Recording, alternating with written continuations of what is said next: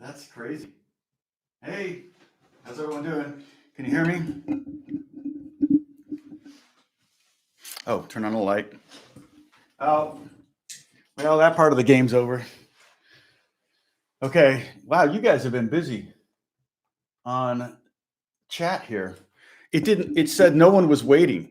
So I was like, where is everybody? But it was just not connected for some reason. Everybody hear me okay? Frankie, Dennis, good to see you. Dennis, I didn't get that question. Where were you? You are Dutch. Okay. So you and Frankie are both in, is it okay to call it Holland? I always feel like I'm stuttering when I say the Netherlands, or I can't say the and then Netherlands. It just feels like a tongue twister. Let's see. We got Pepper. Hey, Pepper. Chris, good to see you. Kathy, always. Thank you for being the administrator. Bruce. Oh, hey. Chili. We're going to do chili in a few days. We're going to actually have the kids over and have chili. Let's see. Oh, there's a commercial. Okay. Actually, the commercial. Sorry about the commercials, but and I don't know if you notice, but when I post videos, I do not allow, because there's certain things I can allow, and one of the things is banner ads, and I usually don't. If it's a jam track, I'll allow a banner ad. So I lose revenue by not putting banner ads, but banner ads unfortunately are right at the bottom, and it's right where my hands are and where the fretboard is. So that's like, I don't want you to be watching me, particularly on a on a phone. You wouldn't be, I don't think banner ads show up on a phone. But on your desktop or your laptop or whatever, you would see a banner ad. And I know I went 2 hours yesterday, Kevin. But that way you don't have to click the X to get rid of the banner ad. I always allow ads at the beginning. I always put an ad at the end in case you happen to watch all the way to the end, or you walk away and leave it on. So, and then there's always ads in the corner of the screen on your desktop version if you're watching through a browser. And if you click on those, I think if they appear, I get a micro penny. If you click on them, I may get more. I don't know. That's sometimes I'll go to people's websites that I like, and if all they have is ads, I'll go ahead and click on all the ads and open new windows. And sometimes I'll even scroll to the bottom of the ad thinking maybe that the more engagement there is, the more money they'll make. So I like to do that for people I support, that I support. That's like, that's so. Hey, David, good to see you. Kimberly. Yeah. And actually, people that are, it used to be called YouTube Red. I don't know what they call it now, but paid subscribers to YouTube, those views actually pay more than the free views. It's the same thing with Spotify. And again, if you know anybody, I'm gonna put a link here to my hugely unpopular The Business of Making Music playlist. I think I've got 20 videos in there for anyone. If you know anyone that's interested in a career in the music business, I kind of, especially if they're starting out, I basically came up with the concept for 70 videos, of which I've done 20. The 70 videos all being about, mostly about things that I wish I knew at 25 that I learned at 55. And so it would have saved me some time. There's also, no two paths are the same. So you can't emulate, especially in this business. My son is an engineer. He went to engineering school. He's getting his master's at USC. He's already got all sorts of offers from companies. He took a job, I think he's going to take a job with Northrop Grumman. He's working at JPL, working on Mars stuff. And he's really bummed because the stuff he's working on will probably be talked about after after we're all dead and gone, which is pretty cool. And they really need him a lot there, and they have yet to come up with a full-time position for him or a contract position for him.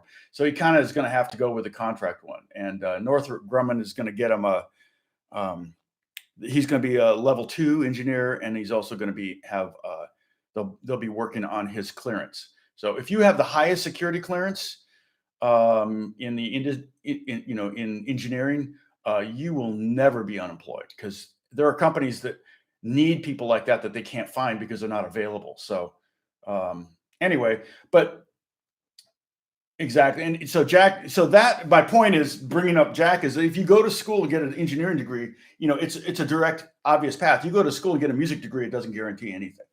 You go to school and get a teaching degree, you're probably going to be able to be a teacher.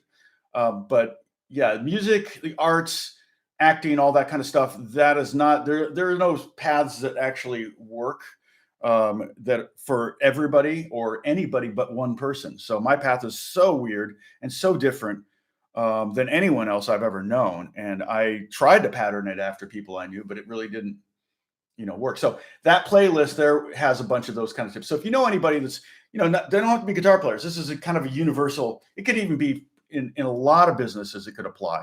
But anybody who's interested in, any instrument, producing, writing, composing, engineering, those kind of jobs in the music business, young kids especially, go ahead and send them that playlist. And then I will do some more videos on that. They're pretty easy to do. And I try to do them remote. So I'm in a different location.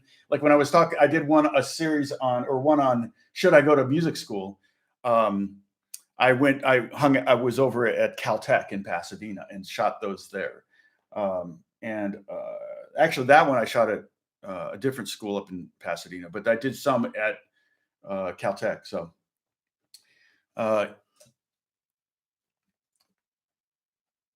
yeah, social science is kind of the same thing, huh? Yeah, so you just kind of have to forge ahead. And I should do a video on tips for success, retrospectively kind of. I could totally do that. Let me pull up. I need to get a sound up for, no feedback, please. Oh no. Okay, good. Okay. I need to pull up I'll pull up my Pat Metheny sound here because I need to have a sound for my guitar. And I don't know.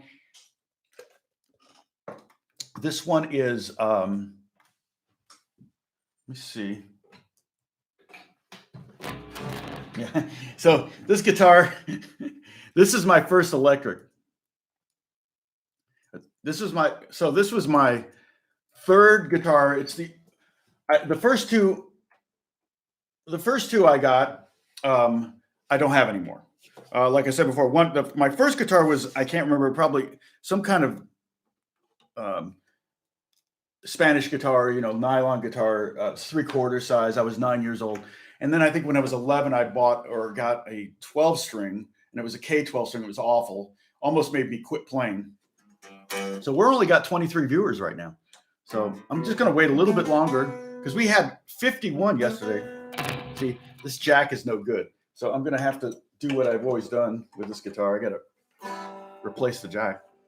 Come on. Yeah, I don't know if this is going to work. I need to see. These guitars are really hard to work on. So I'm not going to even plug this in. I'm not even going to plug this in. But you can hear it acoustically kind of. Yeah, this is the Gibson lookalike. Look at the headstock on it. Now they did use kind of a different logo, but they copied this part. This is like, and then even this looks the same, and then this, of course, is exactly the same. And then they use a trapezoidal, same as Gibson did. But that actually, I think the Supreme Court ruled on this. You could probably look up Gibson lawsuit models, Ibanez, or something like that on Wikipedia and find out. I think it went all the way to the Supreme Court. And also, just for frame of reference, if you're new here, we have a drinking game. If I touch my face or refer to myself in the third person, you have to take a drink. So have some libations handy. It doesn't have to be alcoholic, especially this early in the morning if you're on the West Coast, 11 o'clock in the morning. Or you could have water. I have water here. I have water. This thing is so heavy, I can't tell if there's water in it. And so this was what was called a lawsuit model. This is an Ibanez. It's from 1973. The model number, is there a model number in here? I don't see anything. I don't see anything on here. It was made in Japan. It's almost 100% stock. It's beautiful wood, though. I mean, look at that maple curly maple. It's beautiful, but it is, if I look at the edge, it is, you can't see it, but it is a veneer. So this isn't solid maple top. I mean, actually the top looks great too. It's a beautiful guitar. I took the pickguard off. I'm not even sure why. I think I took it off because Pat Metheny took his off when I was a kid. So I have it. It's in the case actually. But I've not, had it on there for a long time. It's 100% original. The only thing I did was I put a strap button on here. But like I said, really, really, really good workmanship for this thing. It's a little rusty. You can't see it, but it's pretty rusty. This may be not the original bridge now that I think about it, because my hand sweat would just corrode the crud out of these. Okay. It's a hug and a cup. When I'm going to Starbucks, I always say I'm going to St. Arbucks. Going to St. Arbucks. Yeah, espresso. When I'm in Europe, the coffee there is so good. When we were in Paris, there was a Starbucks right around the corner, and I'm like, oh, good, there's a Starbucks right around the corner. We rented the same apartment twice on 2 different trips with the kids, and I was so glad that there was a Starbucks around the corner. And I went in there, it was just, the coffee was awful, and I'm like, oh, those French, they probably watered down the coffee so that you go to the real places. And the coffee across the street was like €1 for fairly like a grande, basically. And it was amazing. It was really, really good. So, hey, Gary, good to see you.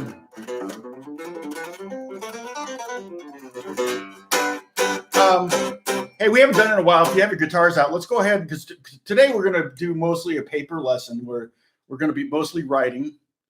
I also want to let you know that if you weren't here yesterday, don't worry. We're going to cover that again, because this is an additive lesson. We're going to add knowledge and information to what we learned yesterday, but we're going to have to go ahead and build what we did yesterday over again. Okay. So I'll hold that paper up in a minute. But we're going to go ahead and start a new page, and we'll start it out the same way. And then we're going to learn about 7th chords today. But let's go ahead. We haven't done it in a while. Let's do warm-up exercise. Okay. So we're going to start with our first finger on the 1st fret of the 1st string, and then pinky on the 4th, 3rd fret. If you already know this, you can go ahead and work ahead. Pinky, 2nd finger, pinky, 3rd finger, pinky. So it should be a total 1, 4, 3, 4, 2, 4, 3, 4. So it really works the 4th finger. This is a great exercise. Okay, so go to the 2nd fret, go up a fret. The goal is to kind of go up as high as you can go on your fretboard, so that you're also practicing the smaller frets, not just the big frets, or not just the middle-sized frets, but the small ones. So go to the 2nd fret, 1st finger, 1, 4, 3, 4, 2, 4, 3, 4. Oh, we're up to 40 all of a sudden. That's crazy. It just jumped. Okay, now up to the 3rd fret. We're doing a warm-up here. It's a good pinky warm-up. 1, 4, 3, 4, 2, 4, 3, 4. Up another fret. Hey, JJ. 1, 4, 3, 4, 2, 4, 3, 4. Okay. Oh, you did your homework. Okay. 1, 4, 3, 4, 2, 4, 3, 4. And so we can, let's go down to the 4th string. Okay, go to 1st fret, 4th string, and do it there. 1, 4, 3, 4, 2, 4, 3. And if you already have this down, you can go faster. Just go blow by us here. An upper fret, 1, 4, 3, 4, 2, 4, 3, 4. Okay, now I should do a video where I do the whole fretboard and you just sit there and do it with me. I could do that. The only problem is the speed. You guys, everybody's going to have a different speed that they can do it at. Let's see, exercises for guitars. I'm going to post this playlist. My view count's way up, thanks to all of you. That's pretty crazy. And And how many of you actually did yesterday's lesson in a different key? Like you duplicated this, but did a different key.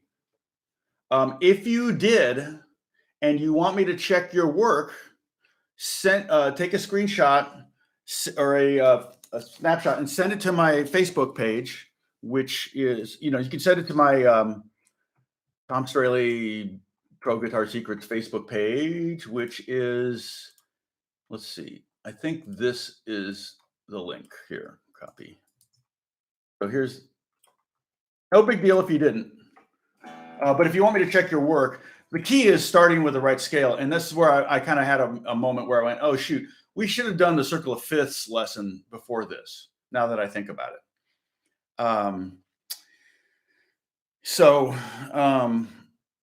But that's all right. We're still going to just work in the key of C today. Okay. And then, so we're going to go to seventh chords. And then I think I'll probably touch on ninth chords tomorrow. And then what we going to do, I think we're going to jump into something called drop two chords. Well, no, then I'm going to do some basic open chords that are seventh chords. And that just in the key of C, keep it kind of simple. And open position, keep it for the beginners. Okay. The thing is, a drop two chord, I've always taught is kind of an advanced jazz concept. The truth of the matter is, drop two chords, particularly on the top four strings, are very easy for beginners. Like, for example, one of the minor seven drop two chords, and I'll explain what drop two means.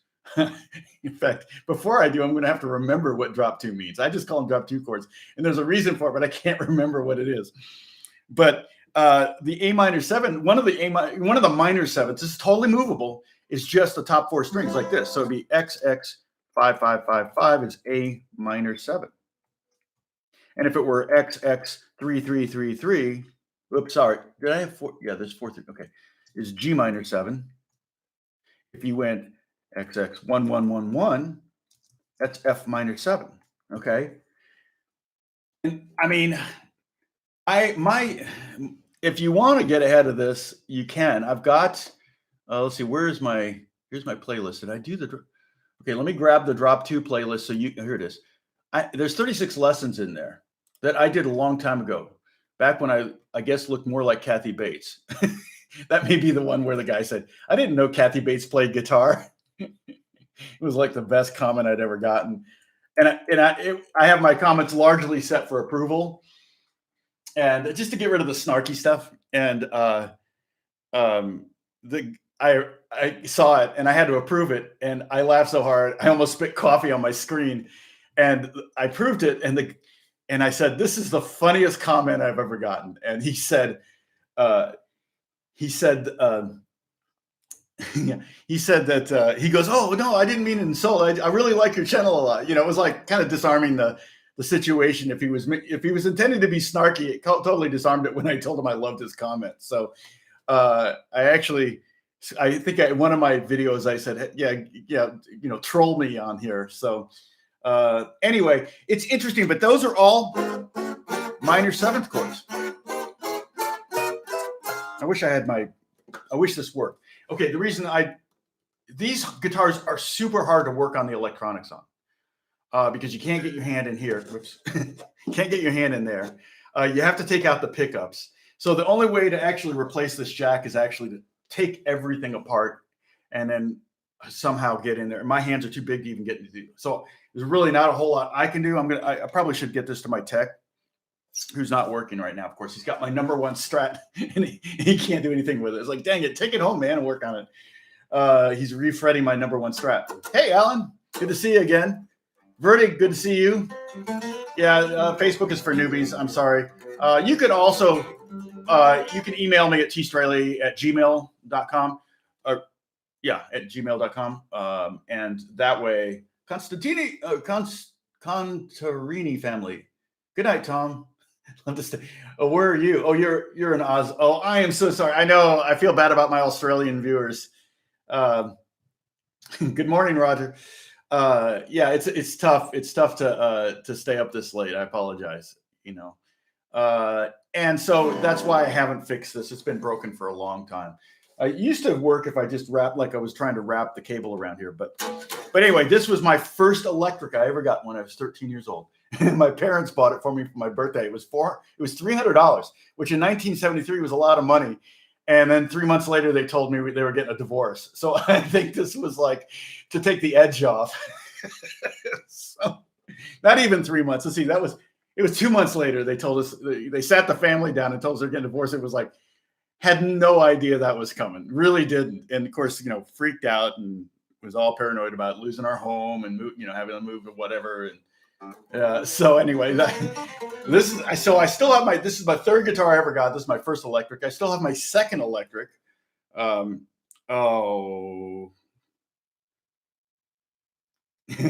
Hey, John, good to see you. Yeah, thank you. You too. Stay safe. So my third, this was my third guitar overall. I don't have my first two. I got this, and because I got this, I started to get into jazz. I had decided on one of two guitars at the guitar store I was taking lessons. The other was a Fender. I think it was a Mustang. And that one, when my mom and I went, my mom and dad and I, or my mom and I went to the store, that one was gone. So we ended up getting this one. And my thinking was, well, Ted Nugent plays a hollow body, so it's still a rock guitar. And so, but then once I got it and started doing stuff, I was like, everybody kept saying, oh, you got a jazz guitar. You play jazz? I'm like, no. But that's when I started to get into some jazz. And then Breezin' came out in 76. Of course, I was 15 then. And George Benson Breezin' album is the one album I believe that killed jazz. Still, I love the album. It was great. But I have a rant on that. Yeah. Okay. I was wondering. Okay. So I touched my face. This is a drinking game. If I touch my face or refer to myself in the third person, you have to take a drink. I might be able to sneak some of the third person past you. I don't know. We'll see. We'll see if Tom can do that.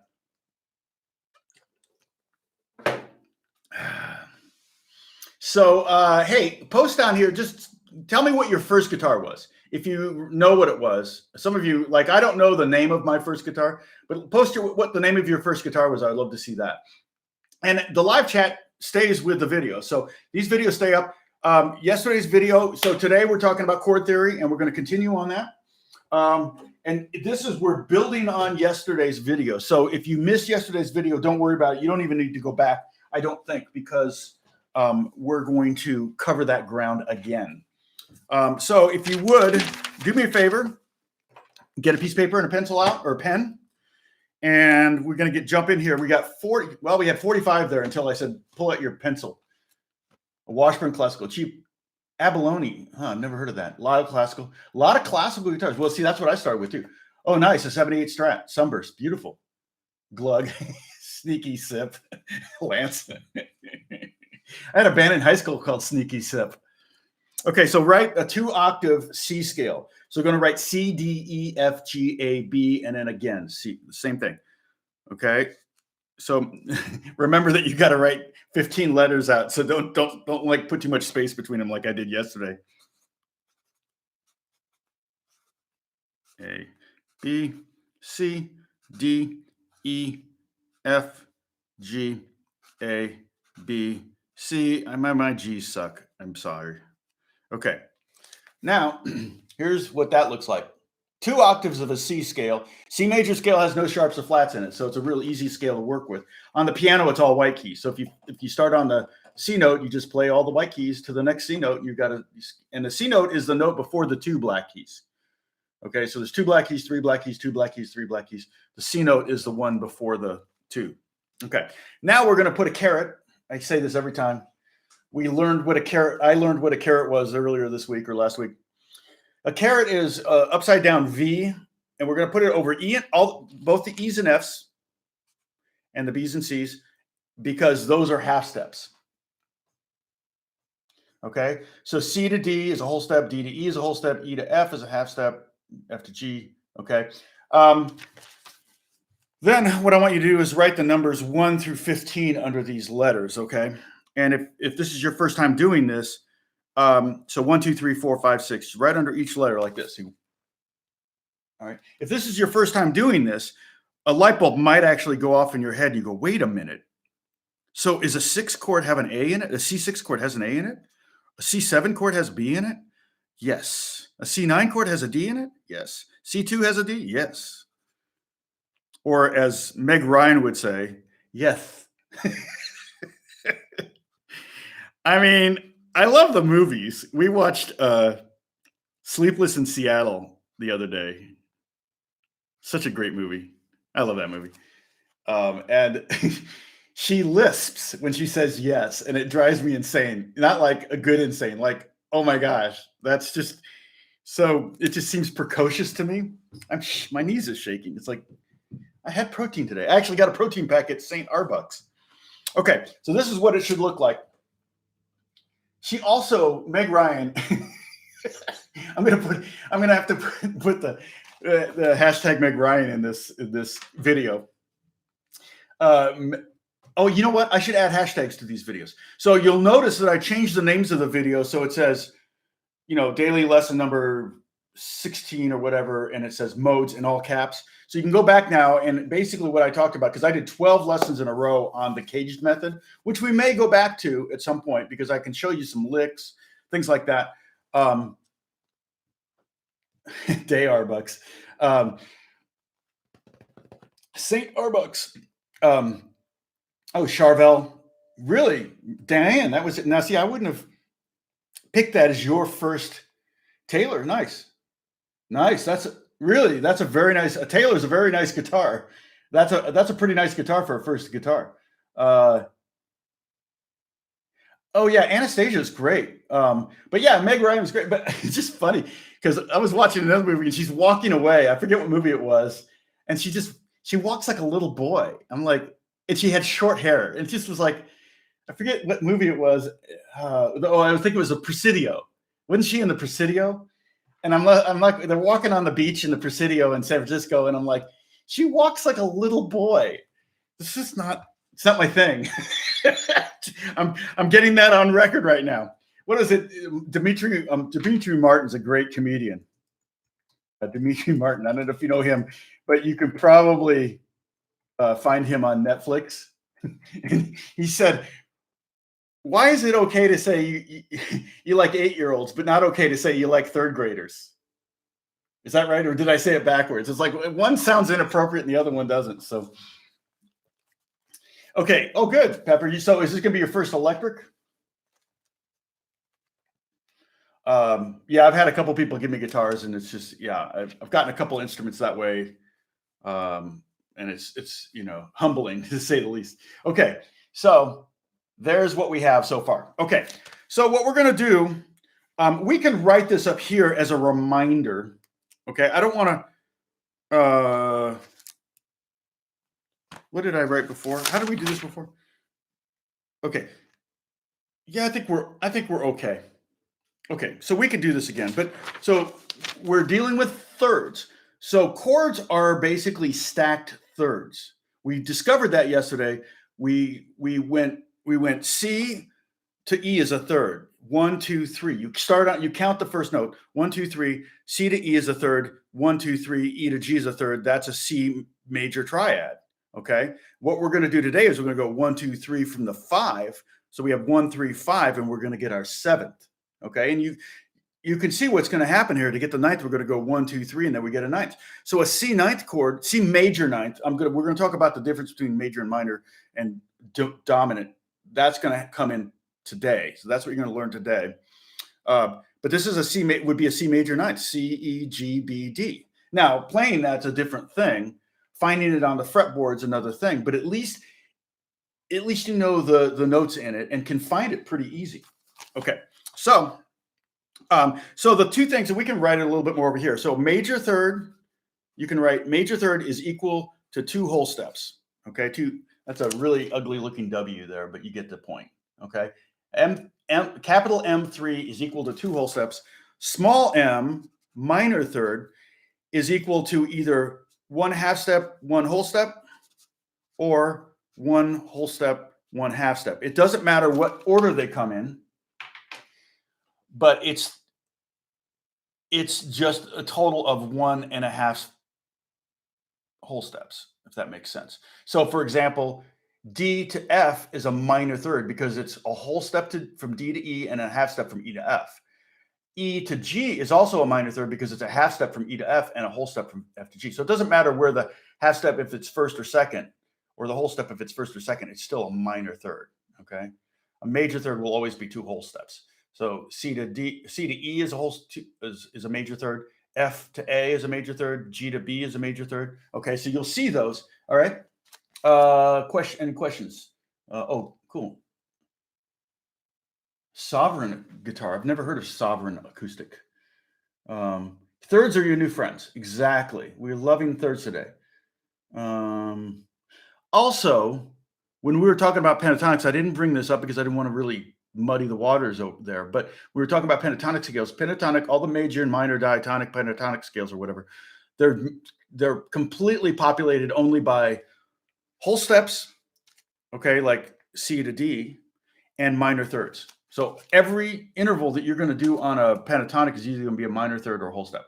Now, there are different kinds of pentatonics, and we haven't talked about that, but I don't know that we'll ever get to that. I've done other videos on those, but let's see. Okay, so just checking the feed. Okay, so now what we're going to do, I want to move it over a little bit. We're going to need a little bit more real estate. So we're going to write a C major scale vertically, just one octave, C, D, E, F, G, A, B, and you can go ahead and write C at the bottom there, but that's basically what we're doing, okay? So write a C major scale vertically, maybe to the far left as you can go.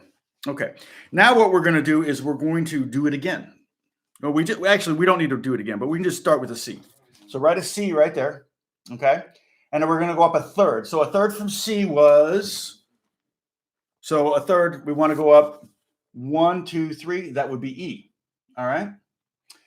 And then we go up another third from E, 1, 2, 3 would be G, my ugly G right there that looks like a small case A to some people, okay? And we go up from G, we're going to go up a third from G, 1, 2, 3, we get B, okay? So to make a seventh chord, there you go, exactly right, guys, you're working for me. C, E, G, B, okay? So the first three notes are a triad. Triad makes sense, okay? And we learned yesterday that was a major triad because C to E was a major third and E to G was a minor third. I'm going to hold this up here. This is yesterday's lesson.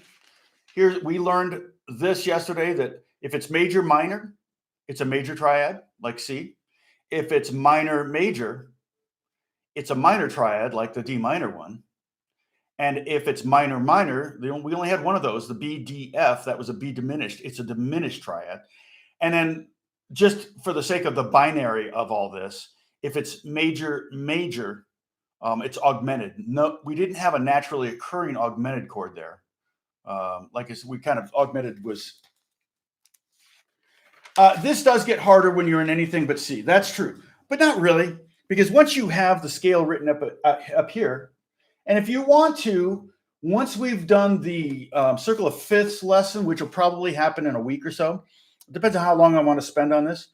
Once we've done the circle of fifths lesson, you can remind me, we can go back and start doing this. We can maybe do this in some other keys. And once we apply it to the guitar, we're going to do some open chords, but we're also going to do some bar chords. And keep in mind, bar chords, like when I just showed you that drop 2 chord of the A minor 7, okay, that's completely movable. So that's technically 12 chords. And what we're going to learn, just to give you a little heads up, is like, where's the fifth on this? Well, the fifth is right here. So if we want A minor 7 with a flat 5, then we play this. If we want A minor 7 with a sharp 5, we play this. Okay, that's what's coming. And so it's going to be like layers of information, but we're going to build slowly to it, I hope. All right. So what we have here is a seventh chord of some kind. So we're going to have to, like we learned yesterday, these formulas for the different types of major, minor, or triads. Okay. Sorry, squirrel. we're going to have to learn new formulas for the seventh chords. Okay, so let's analyze this. What's the first interval? Is C to E a major third or a minor third? When am I going to do a show? I did something on picks yesterday. Did you tune out? But we can talk about picks on another. I can, save that question for later. I can answer your question if you have a specific question. Yep, major. Verdi, it was major. So just put a capital M. You don't need to write a major M3. You can just put a large M there. Okay. All right. Next intervals, E to G. What is that? E to G. Verdi. No more picks. Yeah, some of you use your fingers. I used to use my finger like a pick. I used to do that and play, but so Verdi, come on, you got it backwards. E to G is a minor. So that's a minor. Yep. David, you're right. Already jumping ahead. So E to G is a minor third. E to F is a half step. F to G is a whole step. So if it's a half step and a whole step, it's a minor third. Okay. So write a small M there. That's all right. I'm going to make you guys do this for most of these. So, yeah, you can put your guitar down. Yeah, we're not going to play guitar for a second. I don't want you to drop your guitar. Or you can, I sometimes will use a guitar as a desk. So I'll lay it face down and use that as my writing desk. Okay. Now, G to B, is that a major or a minor third? G to B. So here's G and here's B. The distance here, is it two whole steps or is it one of each? Verdi. Hey, Will, good to see you. Thanks, Kathy, for greeting everybody. No, okay, Christopher, I don't know if you were answering the previous one, but G to B is a major third. Okay, so if we have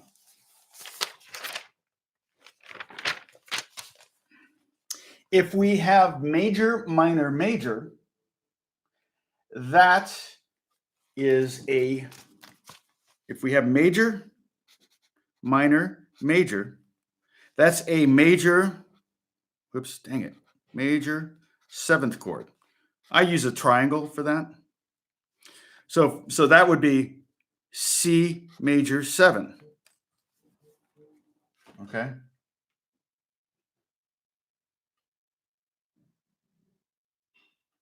I just got a bunch more work coming in. That's awesome. I do all the guitar playing on Apex Legends. I don't know if any of you are gamers, but they are pushing, man. They are just kicking butt over there. So they keep sending me stuff to play guitars on, which is awesome. So spells yummy. So M, capital M, small case M is a major seventh, or triangle 7 is how I write it. So you can write C triangle 7 here, and that's a C major 7 chord. That looks like this.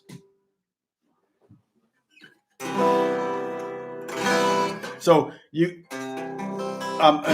very simple way to play C major 7 would be X 2 3 0 0 0. This would be C 7. Oh, whoops! It didn't do. Oh, it did. Okay, cool. 7. That's a C major 7 chord. So you can pick up your. Who was it to put their guitar down? Oh, Frankie, if you want to pick up your guitar for this, sorry, and then put it right back down. That's why you could probably do this if you want to use it as a desk. So that's a very basic C major 7 chord. Okay, just so you know, we're going to have 2 of those in the key of C. We're going to have 2 major 7th chords in the key of C. All right, so let's do the next one. Write a D right there, right below that C. Okay, and what are the next 3 notes? What are the next 3 notes right there? Okay. So D, and then we go up a third from D. So count D, and then 2 and 3, we get F, and then count from F, 1, 2, 3, we get A, and count from A up 3, 1, 2, 3, and there's our 7th. So this is the root 3rd, 5th, 7th of some kind of D chord. That's right. Very good, Kathy. F, A, C. Okay, so this is root 3, 5, 7. If you want to write that above there, if I were, I would use a pen, but I feel like this makes it a little bit more legible on via the stream. So I'm using a felt pen. Apologize. Okay, so now we need to analyze this. DFAC is going to be, we're going to learn another formula. Okay, so if it's major, minor, major, it's a major seventh chord. So what? No, not the.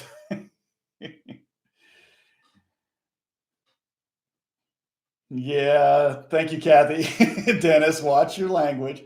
Okay, so here we go on that G to F. Is that a major third or a minor third?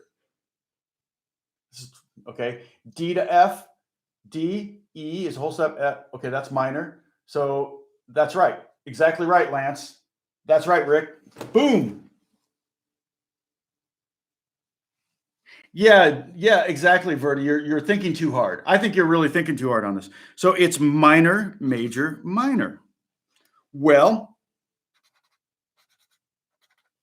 that's the formula for a minor seventh chord. A little you can do. So it'd be D minor seventh. I apologize there. I started to write a D down here, but I had to cross it out. So it's just minor seventh. Oh, awful penmanship. Oh my gosh. Horrible, horrible. Okay. So the one chord is a C major seven in the key of C. The two chord, the second chord, is a D minor seven.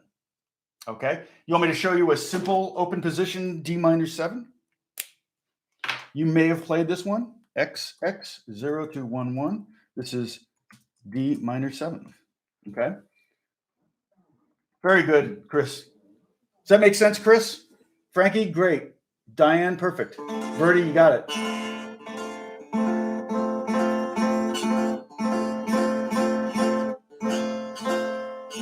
So D minor. So we have D, C major seven. In fact, there's a song. Can you hear this guitar at all? I should switch to it. I know. Well, we'll get to that in a second. Let me get not too far ahead here. Okay. Everybody's understanding so far. Okay, let's do the next one. So write an E under that D. I'm going to hold this up. We got 45 people watching. It's awesome. Hello, everyone.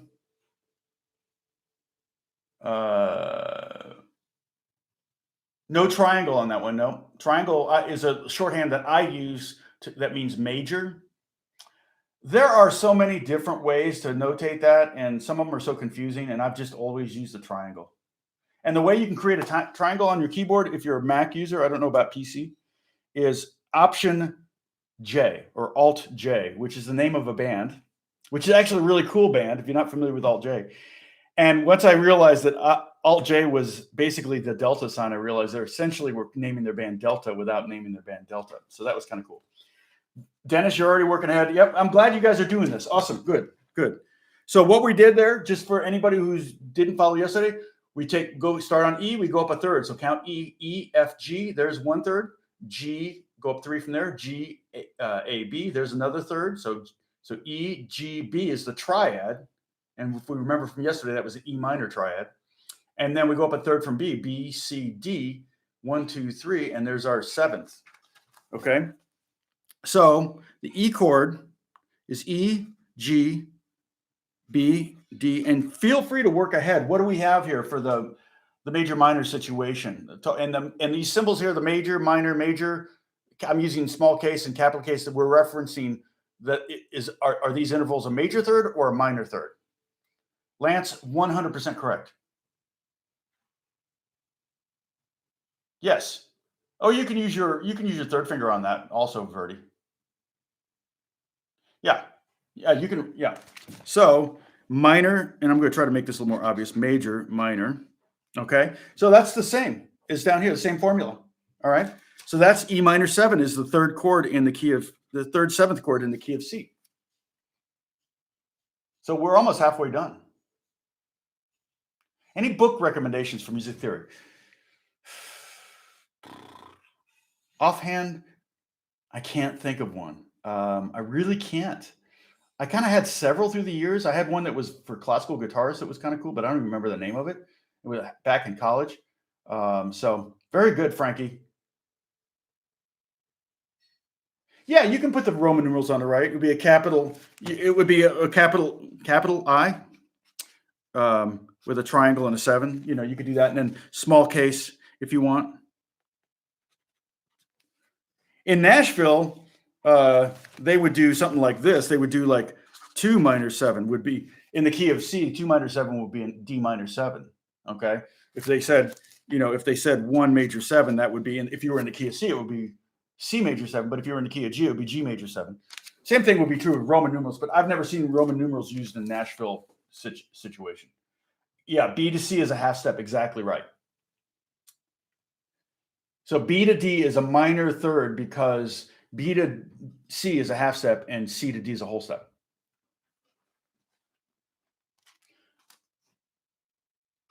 The line where it says 6.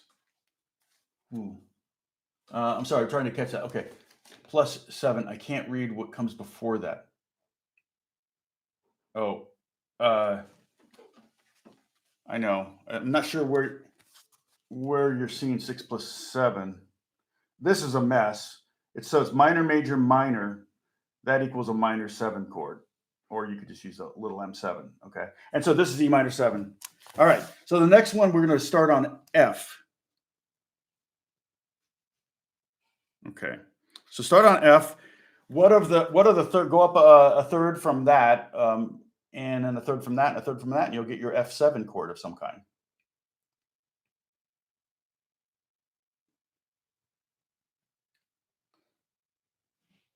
All right. Okay, so if we go up a third from F, skip G, go to A, 1, 2, 3, will be A, and up a third from A, B, C. So we have C, and then C, D, E, 1, 2, 3. That's the third above C. So we have the word face. Yep, face is exactly right. Yeah, because you could probably go through a book a lot faster than you could go through my videos because they're all like 8 hours long.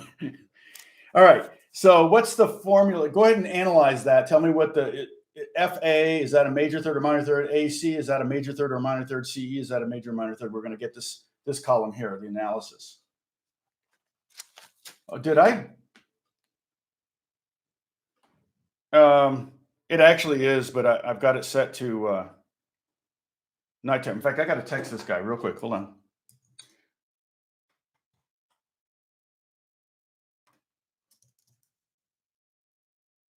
I'm just letting him know that I'm streaming now. And then, so I'm working on, I got work on Apex Legend. Like you said, I don't know if you're a gamer. Close, Pepper. No, wait. Close. Bruce, you're right. Frankie, you're right. Dennis, you're right. Kevin, you're right. Faces all the space. That's right. In music notation, this, I'm writing a new classical guitar piece. The bottom space is F. The next space up is A. The next space up is C. And the next space up is E in treble clef. So yeah, you're right, Verdi.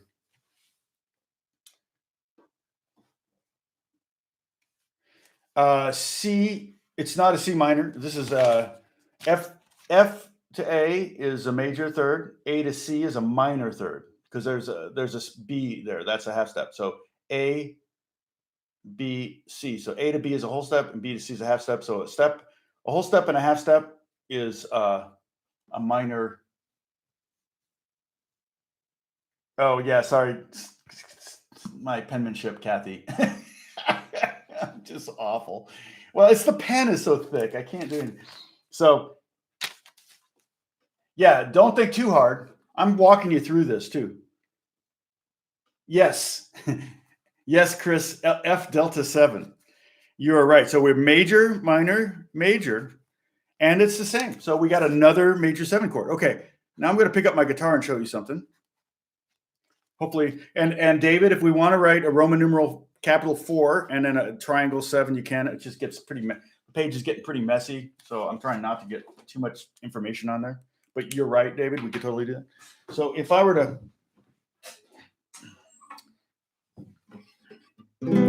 I didn't do an E minor 7. So here's the E minor 7.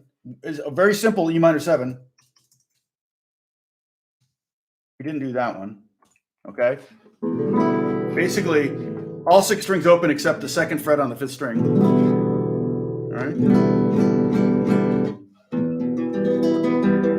E minor is this. If you take off the 3rd finger, you get E minor 7.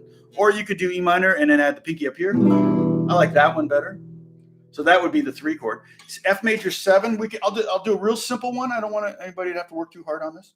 So XX 2310, and this would be F delta 7.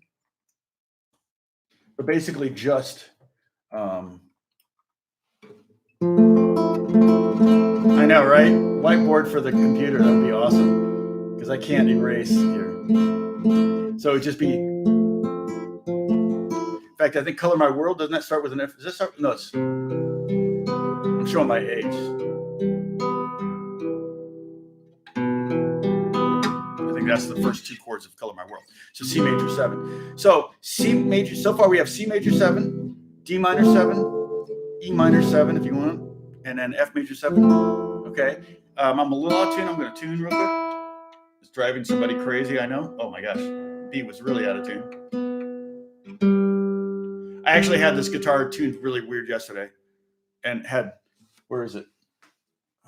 For Apex, I was doing some really fast, like strumming thing, and I had to tune down to get it, make it easier to play or even possible to play. And so the strings are kind of still getting used to it. And I was actually also muting. If you follow my Instagram, you probably saw that picture I posted of the foam under 2 of the strings. But so basically C, D, E, F major 7 are the first 3 chords so far we've learned. If I play them like this, and we're gonna learn these chords probably tomorrow or the day after tomorrow, maybe tomorrow. We're gonna learn some chords. We're gonna. Well, I may do 9th chords tomorrow. I haven't decided. You know what? We'll do guitar application tomorrow of 7th chords, and then we'll do this over again using 9th chords. Okay. And but if you do C major 7, D minor 7, E minor 7, F major 7, that's Here, There, and Everywhere by the Beatles. So hopefully my video won't get taken down. But oh yeah, Gary, yeah, loved both of the Herb Alpert and Chicago. Are you kidding? Chicago is one of the main reasons. I think Terry Kath was one of the greatest rock guitar players. So good, such a shame. He accidentally shot himself right here in LA, I think in Glendale or Sherman Oaks. I've heard a couple different stories. Okay, let me see. Let me catch up on these. Let's see. Yeah, going to the D minor 7 to the E minor 7, especially on the bar chords. You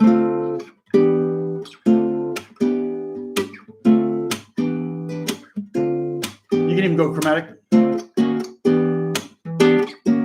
It's kind of nice. It sounds really good. So, all right, next chord.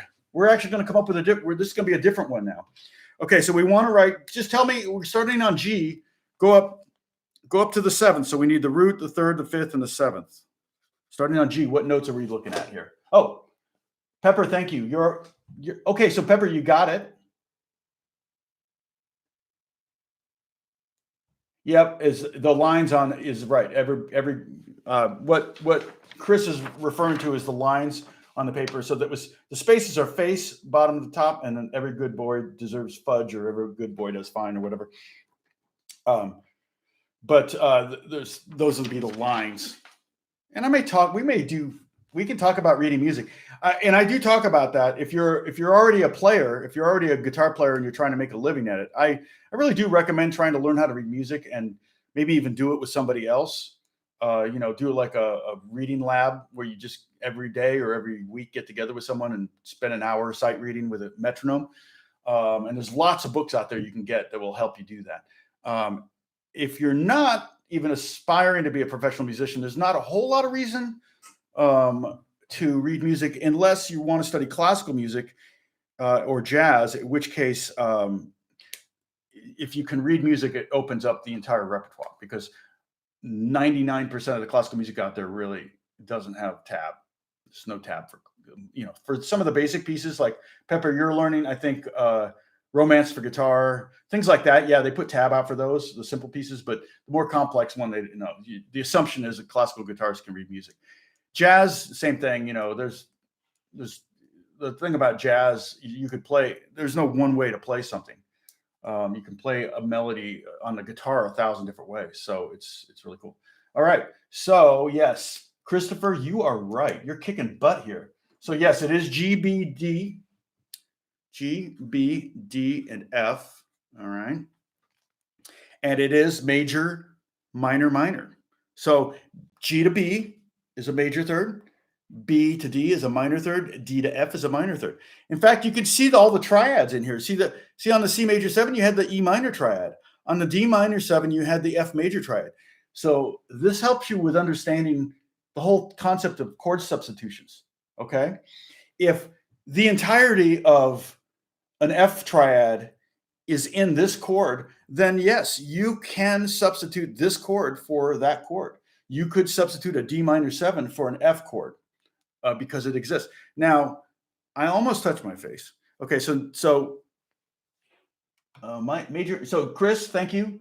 I want to be paid for playing guitar, but I'm so lazy.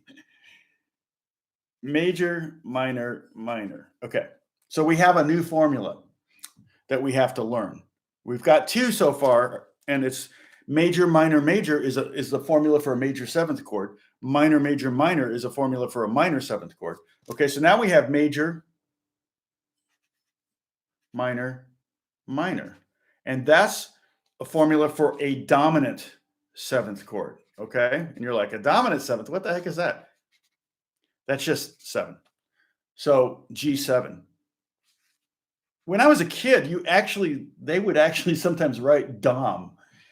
So it'd be G Dom 7, and I'm like, what? And we get confused for diminished because some people would write diminished G diminished 7, and it'd be like, or G dim dim 7, which let's see, how are we going to do it? Well, we're not going to do it because then we're not going to get a diminished 7th chord here. Sorry, Verdi, we're not going to have a whole diminished. We're going to have a half diminished 7th, but we're not going to call it half diminished 7th. I'm not going to call it half diminished 7th. We're going to get there. We're almost there. So the 5 chord in the key of C is a G7 chord. Super easy way to play it. I can give you 2 super easy ways. One super easy. The super easy way to play is a 0-0. That's one way to play G7.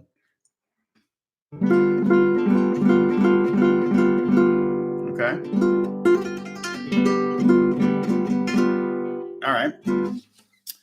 And then the other way is just you can do that. 3, 2, 0, 0, 0, 1. Boom. There's another way.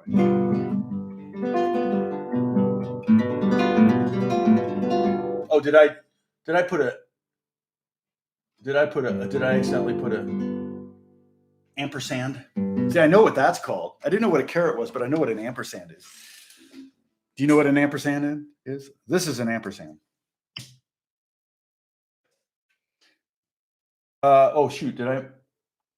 No, Verdi 3001 would be like a C, a weird chord.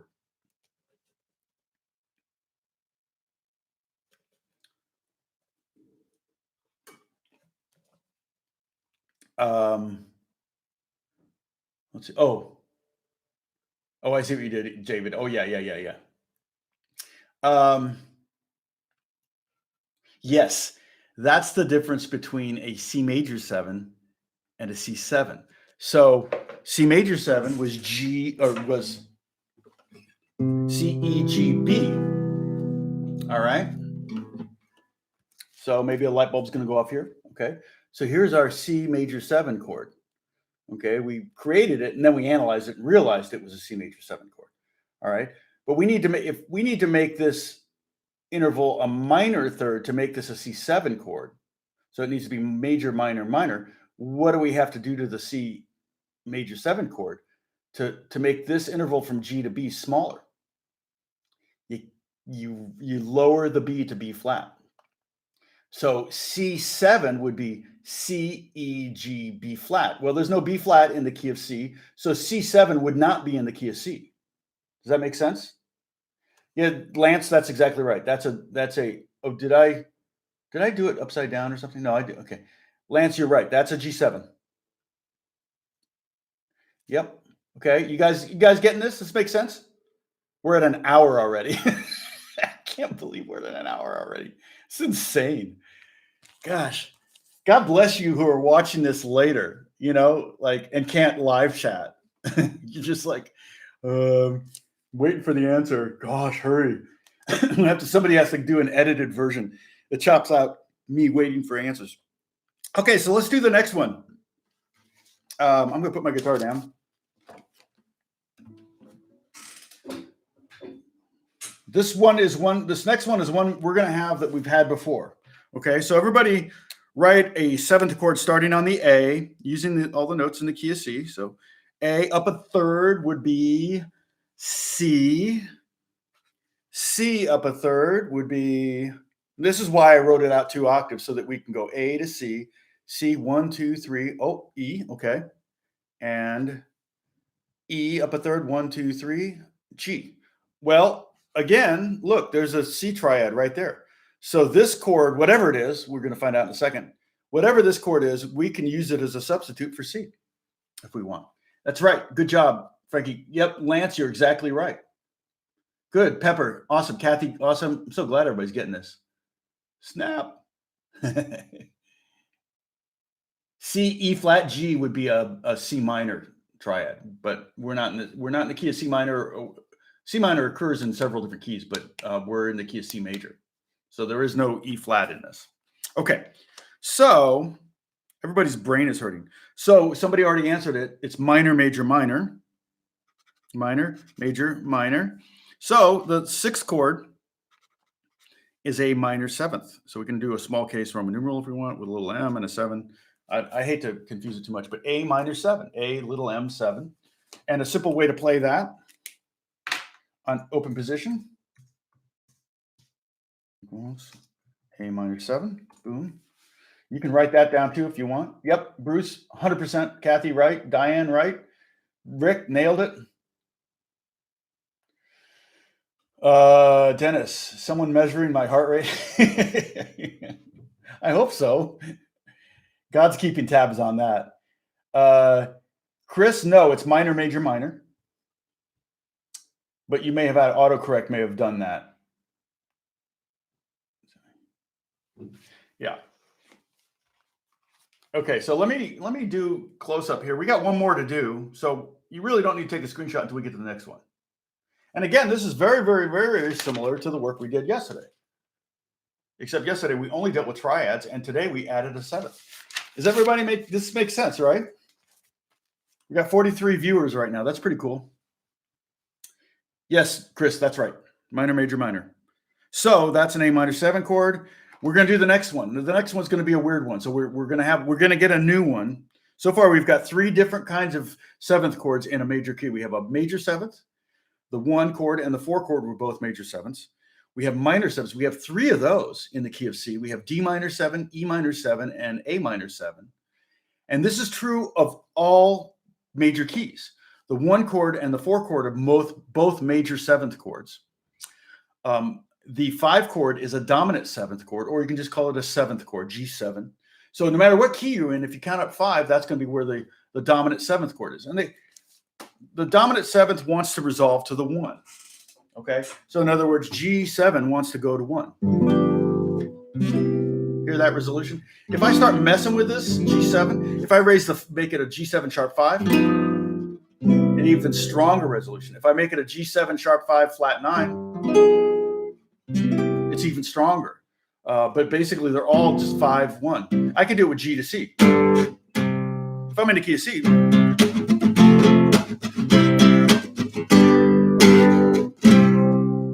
you're gonna want to go to the 1 chord. All right. This is the way we should do it. You guys are doing the work, and I can grade it. And yep, let's see what we got here. What we got? Wow, everybody's working fast. Okay, Dennis, 100% correct. David, 100% correct. Diane, perfect. Lance, boom. David, no, it is not a B diminished 7. It is not. Just so you know. I'll talk about that one. Okay. It's not a B diminished 7. Diane, you were 100% correct. Pepper, that's right. Clear as crystal. Good. I'm glad, AJ. Thank you so much. I would assume I'd be down to 2 viewers if I was really losing everybody. I'm trying to, it's hard because there's several levels of understanding here in the viewers, and I'm trying not to be too slow, but I'm also trying not to move too fast. So real struggle, but your feedback really helps. Let's see. Let's see. Lance. Oh, wait a minute. Lance, did Lance get something wrong? Yeah, Lance, you're right. Rick, Rick, it's minor, minor, major. D to F, there's E to F is in there, so that's a half step. So that D to F is a minor. So it should be small m, big M. Rick, oh, sorry. You corrected yourself. Sorry. I'm going down here. Chris, yep. Kevin, yes. Pepper, yeah, you're okay. Let's see. Bruce, 100% correct. Frankie, correct. The first part of that is a B diminished chord, a triad. BDF is indeed a B diminished triad, but the 7th is not. It is called something else. And yeah, what's the chord now? Yeah, so you're all waiting for it, aren't you? Like, well, if it's not diminished, what is it? Okay. And I got 2 names for it. But I'm going to tell you both, but let's do the analysis here. Okay. So minor, minor, major, right? And if we use the binary thing, we could come up with other variations, but they're not appearing naturally in the key. And we'll talk about a couple of those if you want. Let's see. Minor, minor, major. I call it, probably because of my jazz background. I call it a minor 7 with a flat 5. Okay, so I would write small m, flat 5. Okay, so it would look like this. Okay, I got to catch up to you guys. You guys are all way ahead of me here. B, D, F, A, minor, minor, major. And the way I would write that is B, little m, 7, and in parentheses, flat 5. That's a very jazz way to write that chord. Okay, now, Verdi, you've been dying to say what? Do you remember what you were saying a couple days ago? Where's Verdi? Is Verdi's on? I haven't seen Verdi in a while. Come on, we need Verdi. Verdi's our comic relief. It's not B. No, it's not B sus. It's not augmented. So minor 7, flat 5. No, Verdi, didn't you say this before? Half diminished. So that's a half diminished 7th. There's another name for that. And the way you would write that is you would write it with that little circle, okay, like a degree sign, and you put a slash through it, and then a 7. So you could write that, for example, B, little circle to align with it through there. I don't like that symbology or symbology or whatever the word is. I don't like that because it kind of looks like B diminished 7, and it's a different chord. B diminished 7. Okay, so let's listen to B. Let me give you a B minor 7, flat 5 to play. Well, wait a minute. Did I do A minor 7? Shoot. I gave you A minor 7, right? Where's that? Yep. Okay. So here's a B minor 7, flat 5. Not a real easy way to play it. I'll give you a couple. X, 2, 3, 2, 3, X. This is B minor 7. Now it's a bit to write out. I get that. The half diminished 7 is faster. Okay. There's B minor 7, flat 5. That's what it looks like. Okay. I don't even know how to see. That's the other thing. I can't even create a half diminished. I think, is it option 0? Yeah, option 0 is a degree symbol, but I don't know how to do a half, maybe option shift 0. No. So there is no way to do it. Symbolism. Yeah, exactly. Symbolism. Let's see. Sus chords take the 3. Yeah, we'll talk about sus chords later. Okay. Remind me, because we can talk about sus chords, because sus chords are different. C sus4 is different than a C4 chord. We're going to talk about C4 chords and C2 chords and C6 chords and things like that. All right. So I like that. That chord, I'm going to grab the acoustic. I'm going to bring this a little closer. Again, drinking game, if I touch my face or refer to myself in the third person, we all have to take drinks. So, okay. Story time. Sure. I got to come up with one, though. I don't know if I have one. We didn't put out any fires yesterday, so there's nothing to talk about. So the B diminished, or B minor 7 flat 5 is this. So second fret on the fifth string, third fret on the fourth string, second fret on the third string, and third fret on the second string. Okay. And then kind of flows really nice to that C. But all of them in open position, we have C major 7, D minor 7, E minor 7, F major 7, G major or G7, A minor 7, B minor 7 flat 5, and then C. Now keep in mind the B minor 7 flat 5 actually is not too unusual of a chord. In jazz, it's very common. Okay. Now you're wondering what a B diminished 7 would be. Okay. Well, this is kind of cool because these are all the ones, I'm going to put a bracket here because these are all the ones that occur naturally in a diatonic key, in any key. You're going to have all 4 of these type of chords. Okay. So we had 2 major 7s, the C major 7 and the F major 7. We had 3 minor 7s, D minor 7, E minor 7, A minor 7. We had 1 dominant 7th, the G7, the 5 chord. And we had 1 minor 7 flat 5, which was the 7th chord. Okay. So these are the ones that occur naturally. Okay. But if you do stacked minor thirds, that's a diminished chord. So if we have minor, minor, minor, that would be diminished 7th. Okay. And so that would be like, for example, we could do B, or D diminished 7 or whatever, but it would look like that. Okay. Minor, minor, major. All right. I'm going to give you another one that kind of happens every now and then, but again, doesn't happen naturally in a diatonic scale. But let's listen to that one. And I'm going to show you a trick about it. And there's several ways. So for example, that B minor 7, let me catch up here. Yeah, sip. Everybody take a sip. Sorry. Tom touched his face. B diminished sip. I had a band in high school called B diminished sip.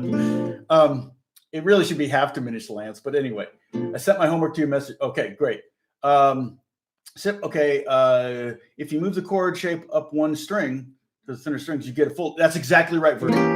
That's exactly right. So this shape, or if we want to, but let's do that. That's a great point. So what Verdi said is, here's what's crazy about this chord. 2, 3, 2, 3. There's a couple things. I love this little bit. I got 3 things to tell you about a diminished chord. I could do a whole lesson on this. Okay. This is a diminished chord. Can you get that in your hand for me?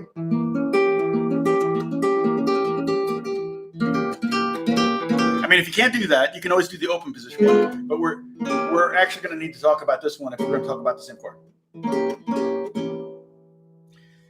Okay. Okay, Gary, you're right. Okay, so now there are 3 rules to the game. If I touch my face, if I refer to myself in the third person, or if I say I had a band in high school called, oh, God help us. When we get to the end of this month, how many rules are we going to have? And we're all going to be just drunk on coffee. I said coffee. Coffee. There's nothing but coffee, not even Irish coffee in here. All right. All right. So the diminished chord here. Can somebody tell me what notes we have in here? What's that note? Right there.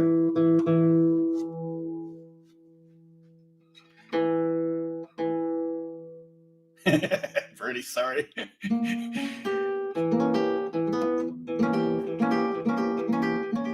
Yeah. No, Gary, I'm sorry. That's on the 4th string. So this is an E. All right. I don't need to wait. No, Verdi, it's an E. Sorry. Yeah. Sorry, it probably wasn't very clear. Okay, and then the 3rd fret of the G string could be called A sharp, but we're going to call it B flat. Okay. And then the second fret of the second string is C sharp, or we call D flat. I'll call D flat. And then this one up here is a G. All right. So I have E, B flat, D flat, G. Okay. This is an E diminished seventh chord. Yeah, or C sharp is fine. I'm fine with C sharp. Okay. This is what's crazy. Here's what's crazy. This is an E diminished. Here we go. This is an E diminished seventh chord because it's E flat or E, G, B flat, and D flat. That's a minor third, a minor third, a minor third. Okay. E diminished seventh. So I write that this, boom, do that, boom, boom, boom. Okay. Okay, this is one of those things where I say, and this is not we're not gonna add this to the drinking game, just so you know. This is one of the things where I say there's no quiz at the end of the week. Okay. Don't worry about this. If you get this, you'll get it. If you don't get it now, you may get it later. It may show up in something else we're doing, or you may use it for something or whatever. Yes, exactly. Okay, so that's an E diminished seventh chord. All right, because it's E, and then it's G and B flat and D.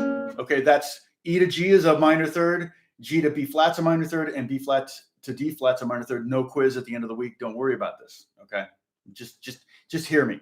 All right. Guess what? It's also a B flat diminished chord. B flat. It's also B flat diminished chord because it's B flat and up a minor third, D flat, and E, which is the same as F flat.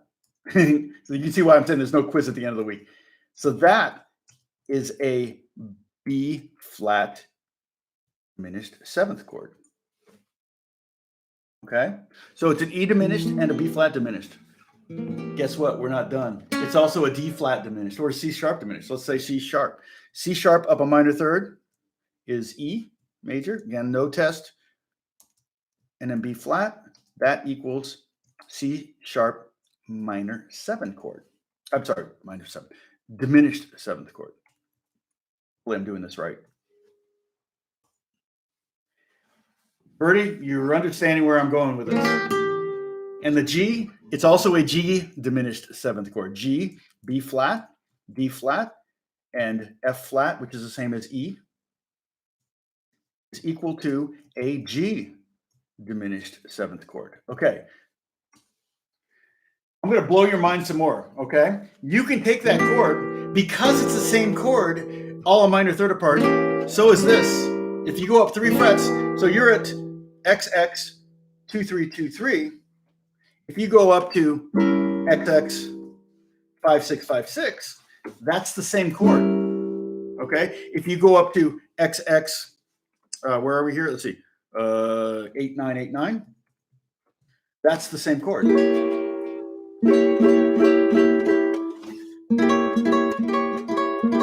Who learned? These are, yeah, I guess you could say they're enharmonic. Different names for the same chord. Exactly right. Yeah.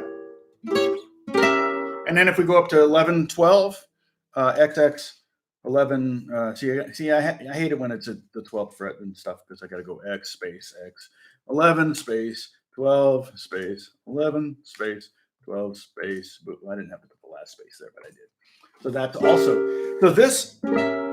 so this is an E on top. So E and then the G up a third and up a minor third is B flat, and there's a D flat there. Boom. Same. It's the exact same notes. So it always reminds me of, you must pay the rent. I can't pay the rent. You must pay the rent.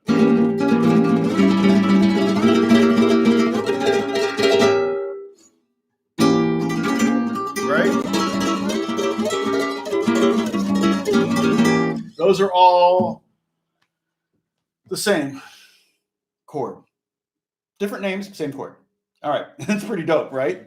So that's kind of cool, but the diminished seventh doesn't occur naturally in a major key.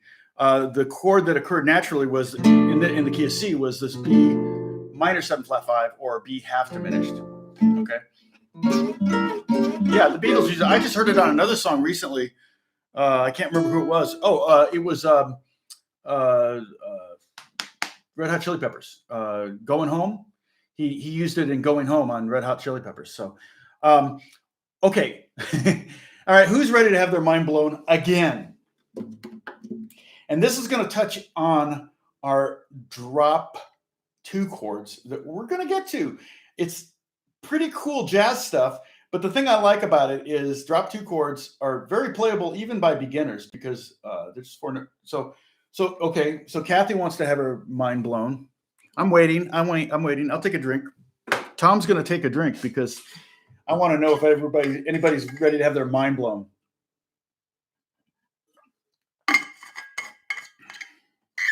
Tears in Heaven. You're right. Tears in Heaven has it. Yeah.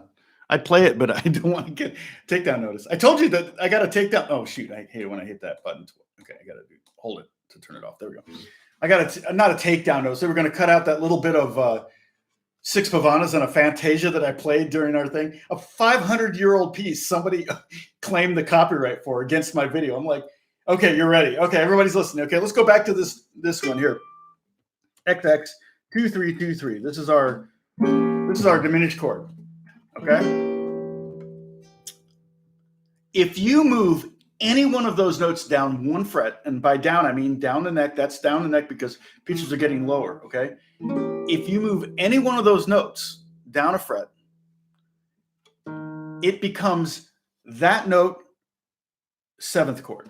Okay. So for example, if I move this first finger down a fret, if you're playing it like this with 4 fingers, it's really easy just to move the first finger down a fret, and that's an E flat. That's E flat 7. Okay. So Blizzard and Barn Story. Oh, that's what someone was referring to. All right. It's not really that good of a story, but but I can tie into that. I can tie into other stories about that band. That was my band in high school. Let's see. So this is, whoops, sorry. This, one way you could call this is E diminished 7. But if you move that down to 1, 3, 2, 3, okay, that is E flat 7. So this is what I'm talking about here. So I take this one note down, and now this note is the root, and that's an E flat 7 chord. And this is going to be one of our chords in our drop 2 chord lessons when we get to them. Totally movable chord because there's no open strings. So technically, when you learn this chord, you've learned 12 chords. And we cannot take a drink when I say that. And did anybody? Oh, you caught them. Okay, you caught the third person thing there. Okay, you saw. Okay, Pepper saw it. You got the third person. I'm almost out of coffee, but I have water just in case. Okay. All right, so let's go back to the diminished chord. Do you see where I'm going with this? Now, hopefully you understand. Okay, let's take this second note here, the third fret note. That's at the third string note on the 3rd fret. Let's go down a fret to A. So we can just play it like this. So it's going to be 2, 2, 2, 3. You might already know this, but this is an A7 chord. This is crazy. You know where I'm headed? Yeah, dominant 7th. If there's nothing in there, Lance, I'm not going to write dominant. If you see A7, assume the dominant. Okay. Now there are some copyists that will write A7 and put a line through the 7, and they mean. And I've played sessions where they did that, and I didn't know what I thought it was an A7, and I played A7. They go, no, A major 7. I'm like, oh, so that's. But if I'm going to do major 7, so A major 7, I would write out A M A J 7. Okay, but we're talking A7 here. That's what that is. That chord is an A7. Okay, so we had the diminished chord. We took the 4th string down a fret. We ended up with E flat 7. Went back to the diminished chord. We take the A note, the B flat down to A. We ended up with a A7 chord. You see where I'm going with this, right? Go back to this. If we take the 2nd string note down a fret, we end up with this chord, which might feel a little weird at first. Probably haven't done this chord like this, but it's This is the root now. That's a C note, so this is a C7 chord. Okay, isn't that cool?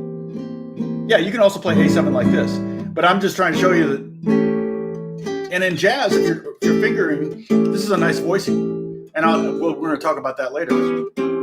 I can do a flat 5. I can do, flat not 5. I can do a sharp 5. I can do a flat sharp 5 with a flat 9. They're all right in there, so it's actually really, really nice. So this is going to be one of our drop 2 chords eventually. So we're, a few weeks, maybe a couple weeks from now, we'll get into drop 2 chords, and you'll go, oh, we did this one before. Okay, and we got one more. Okay, so we took the diminished chord, we went down on the 4th string, we got flat 7. Excuse me. Back to diminished, we take the 3rd string down and went to A7. Back to diminished, we take the 2nd string down there and we end up with a C7 chord. And then we're going to take the top string down. So we're going from the 3rd fret to the 2nd fret. And we end up with this XX 2322. And that is, because this is the root now, that's an F sharp 7 chord. And of course, this kind of depends on your knowledge of the fretboard. Okay, but I chose these chords because they're all in first position. So, you got to start somewhere with learning your fretboard. Okay. Yeah, sure, I can do that. You guys got a second? So I can start telling the story. So I told you the story yesterday about the Gibson guitar, and that was where I saw it for the first time was in this barn, in this forest, in the woods behind a church, when you had to park in the church lot and then walk down this gravel road, winding gravel road to this building. I'm like, where are you taking me, man? And that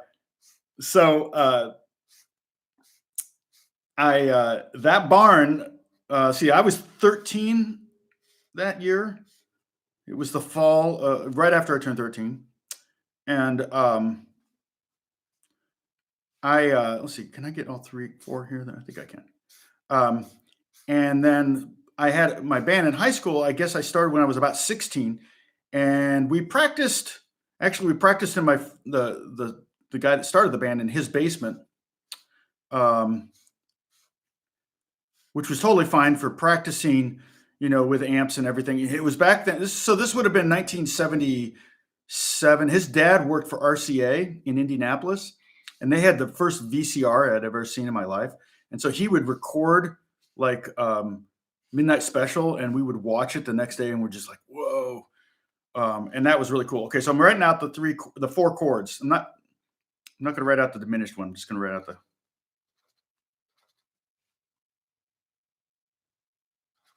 and so that was pretty cool to be able to watch something. That was, that doesn't, like you can rewind Netflix and all that. It's like, that's nothing now. But back in the day, that was like a big deal that you could actually watch a show from the night before. And so we would sit around and watch these bands and everything. E flat 7, A7, C7, and F sharp 7. So there you go. Take your screenshot, crop my face out. It may have been a Betamax, actually. Now I don't know. Sorry, Verdi, can't post that one. You got that? You got it, Kathy. Kathy got it. Just trying to keep this a family affair. Okay, so anyway, we would practice at his house, and this was back in '76, and I don't know if you guys remember this. If you're old enough, you might remember this. But a big thing to collect back then was beer cans, right? I don't know. Do you remember that? Beer cans, and you would say, you had, of course, would have all the American ones, but then you get all these old ones and stuff like that. And so,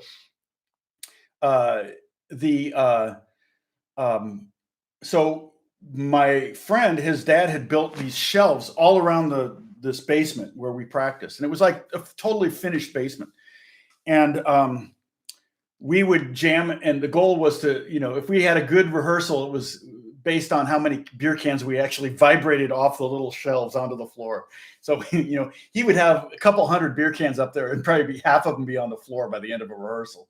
And we had a full band. It was drums, bass, 2 guitars, and keys. And the keyboard player played sax. And then we also had a girl singer. It was back in the day, we were doing disco tunes. So I think at some point I created a Spotify playlist of a lot of the tunes that we did.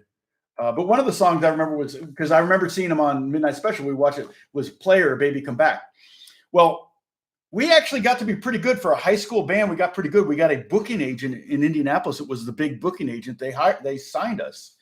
And so at 16, 17 years old, we're having to go to we're going to college campuses and doing frat parties. I mean, that was pretty crazy to be playing frat parties when you're 16 years old. The bass player was 13 years old. And he got a girl pregnant. It was like, he was like, we were all like not at all active. And the bass player was like, he got some 20-year-old girl pregnant, that was like hanging around with the band. I'm like, oh my gosh. But the bass player, he looked like 10 years older than the rest of us. He was just like one of those guys that just like developed sooner. So it's like, oh my goodness. And so,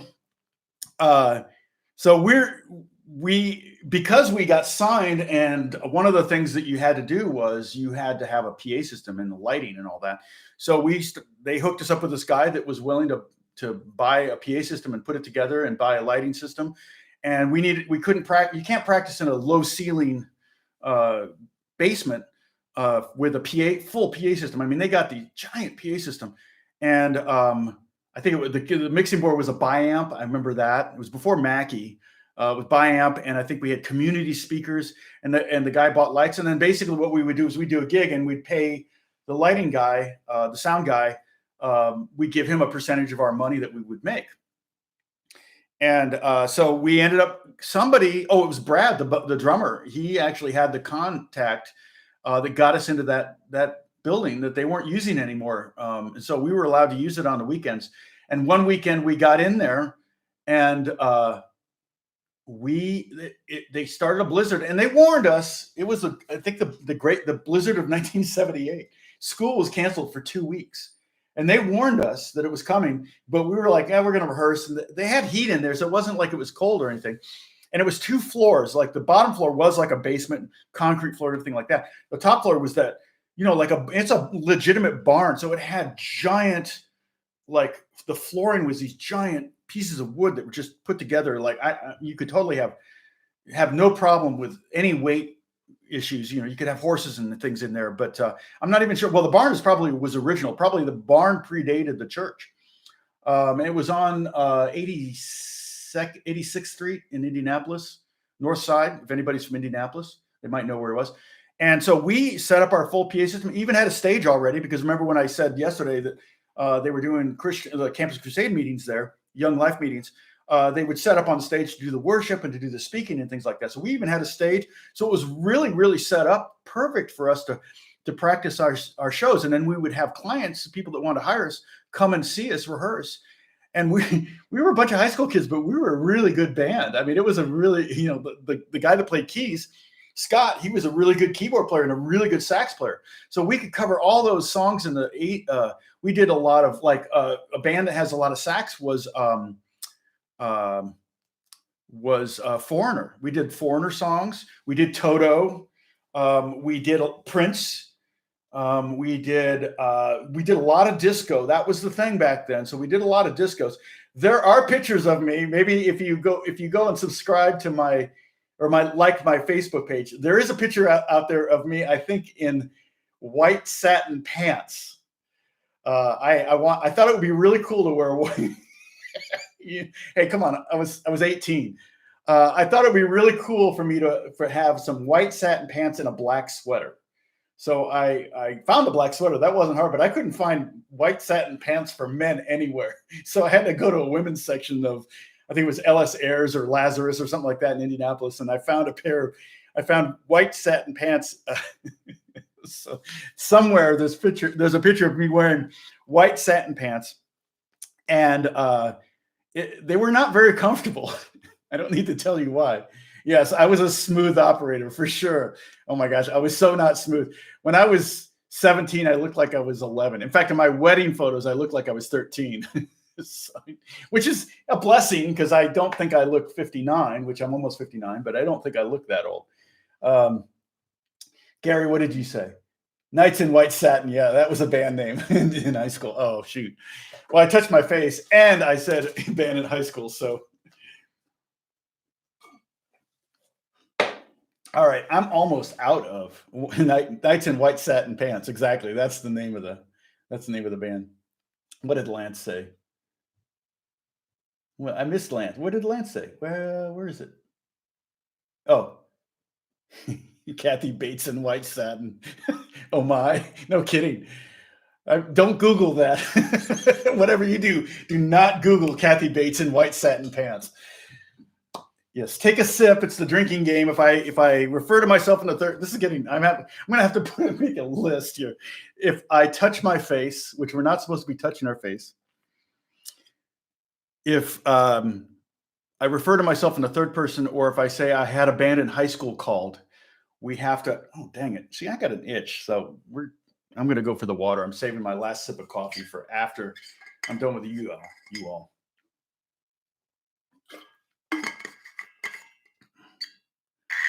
Oh, okay. Pepper, you're braver than I am. Maybe get rid of the word in. I don't know. So sip. So that was the band I had in high school. It was pretty funny because I remember we had a gig down at Indiana University, which is in Bloomington, Indiana, and we got booked to do 2 gigs. We got a Saturday night frat party, which again, being like Pat was 13, we're doing these parties. I was 16, 17. The whole band was. In fact, me and the drummer were 17. The keyboard player and the other guitar player, who was a really good singer, Julian, they were 16, and Janice, the singer, was 15, and Pat, the bass player, was 13. So it was pretty young band playing college campuses and frat parties, stuff like that. So we're down in Indiana. We play Saturday night at a frat, and then we head to. Then the next day we had to do another frat, an ice cream social, and that was an outdoor event. And so that was Sunday afternoon. So Saturday night we didn't get a hotel. We actually my future brother-in-law, my sister's boyfriend, was an art professor at Indiana University, and he had an art studio that we could use. It was basically a house that had been turned into a studio for 3 or 4 artists, and he just gave us keys to go in, and we spent the night there. So we're all brought our sleeping bags. Let's see, that would have been one. Let's see, the band was 6, and then the sound man, and I think another guy that helped was like a roadie. So there were 7 guys and 1 girl, and so we're all like crashing, and we went and got a bunch of bunch of munchies and things like that you would do as teenagers. Probably went to McDonald's or something, got a bunch of burgers, and went back to this my brother-in-law's house art studio, and kind of hunkered down for the night. And Janice, the singer, she didn't want to sleep near anybody because she was worried about them, but she slept next to me because she knew she could trust me. So like the 6 guys were over there, I'm over here by myself, and then Janice is like sleeping next to me because like using me as a buffer in case one of the guys got some kind of bad idea. And I was like, well, that's kind of sweet, but at the same time, it was kind of like, I don't think they're going to try anything. That would be really bad. So, all right, let's see. Are any of those young fellows still in the industry? Pat, I've completely lost touch with. I think the sound guy still does that in Indianapolis. I think he still does PAs. Scott has been in and out of the industry, the keyboard player. He worked for Roger Lynn, who invented the drum machine, I think. He worked for Shure microphones. He's more been on the industry side of things. Brad works for like Verizon or something. Julian, I think, is in computers. I don't know where Janice is. I lost touch with Janice. I don't think she's on Facebook, or I don't know. If she changed her last name, I wouldn't be able to find her. So, but yeah, it's rare. It's tough to, the business. This business is really tough. I moved out here in '83, and there were a couple other guys that moved out here from Indianapolis around the same time, and they went back within 6 months. I didn't. When I was moved out here, I just was responsible for me. I didn't have any, I didn't have a wife or kids or anything like that. So if that had been the case, I probably wouldn't have been able to stick with it. And God bless Beth. She, kind of carried her job paid the bills for the first 10 years of our marriage while I kind of slowly built this thing up. So, okay, let me see. I'm missing out on some things. I'm so drunk after this. Thanks, Tom. You ruined my life. Yeah, if I had a nickel for every time I heard that. Okay, poor Verdi stumbles everywhere. Let's see. Never mix beer and cigarette in a cigarette butt. Yeah, well, yeah, that's a given. How many of you taken a sip out of a beer can that had a butt in it? Oh my gosh, it's a cigarette butt. Tea tomorrow, yes, please. Any of those young fellows excel in the industry? Yeah, like I said, yeah, I told you that. I'll see. Coffee, water, yes. Laugh out loud. Yeah, the girls all go, oh, that's sweet. The guys are like, why didn't you like? Yeah, you can totally put your guitar down now, like, unless you want to practice your warm-ups or anything like that. We're pretty much done. Oh yeah, today's sheet. Sorry, that's a great reminder. Here's today's sheet, and I'll do a recap of this. Okay, we wrote 2 octaves of a C major scale, C, D, E, F, G, A, B, C, twice. We put our little carets above the E's and F's and the B's and C's to notate the half steps. We wrote the numbers 1, 2, 3, 4, 5, 6, 7, 8, 9, all the way to 15 underneath there. We reminded ourselves what a major third was, 2 whole steps, and a minor third, which was a whole step and a half step, or a half step and a whole step. And then we went down here, wrote a vertical major scale, and then from there, went across and did the thirds up to the 7th. So we had the root. These are all roots of these chords. These are all the thirds of these chords. These are all the fifths of these chords. And these are all the 7ths of these chords. Then we analyze that, analyzing each one of these intervals. This is a major third using this information here. Is this a major third and a minor third, and so on and so forth? And we came up with ultimately 4 different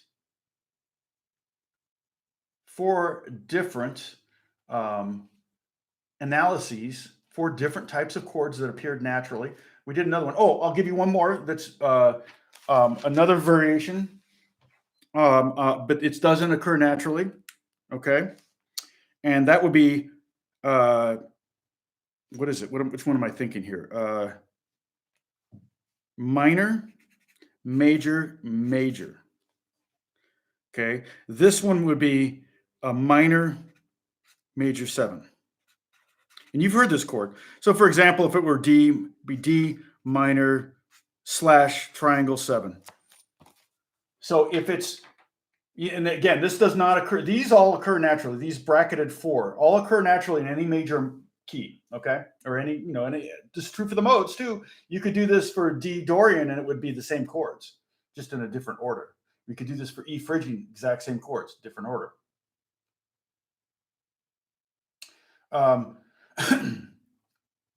So this one here, minor, major, major, is a minor with a major 7th. Okay, an example of that. Let's see. I'll do the D major. It sounds very augmented, but it's used in the song "Feelings." It's in a bunch of songs, but oftentimes that chord, and the way I'm fingering it is, so you follow along here at home, that would be D minor / I would put triangle 7 like that. That's what that is. A D minor major 7. You can say D minor major 7, or you could say D minor with a major 7. Either's fine. And that's usually a passing chord going from D minor to D minor 7. So you might play this. You might go XX 0, 2, 3, 1, 2. Let's do this. 2, XX 1. Wait. Yep. 2. Sorry. Space. XX 0, 2, 1, 1. And then you could continue and go back up and make a loop out of it if you wanted to. Actually, not a bad exercise. If you want to work on the fingering of this, you could totally do that. Sorry, I'm almost done. Just trying to make sure I didn't screw it up. Yeah. So this would be D minor to D minor major 7 to D minor 7. It's also a very common Brazilian tool, you know, like, let's see, what would be the best way to do that? Let's see.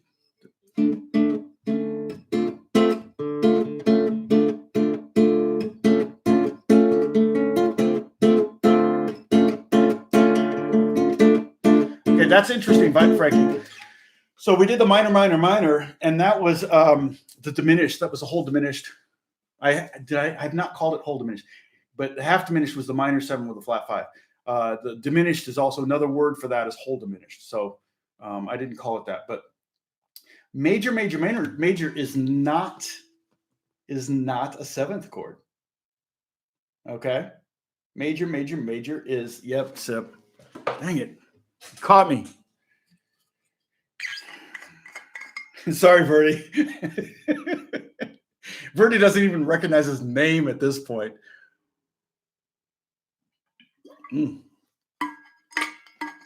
Yeah, Brazilian. Yeah, that's a really common kind of, you know, I'm going to try to think of how.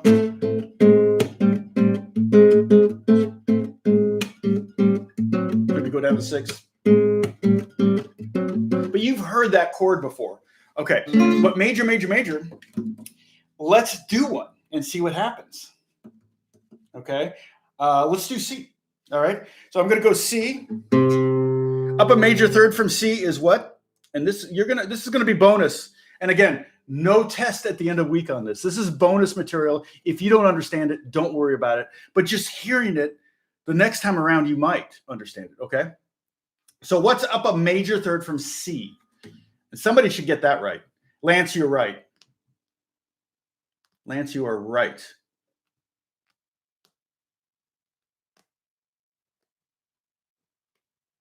Verdi's dancing the tango right now with a lampshade on his head.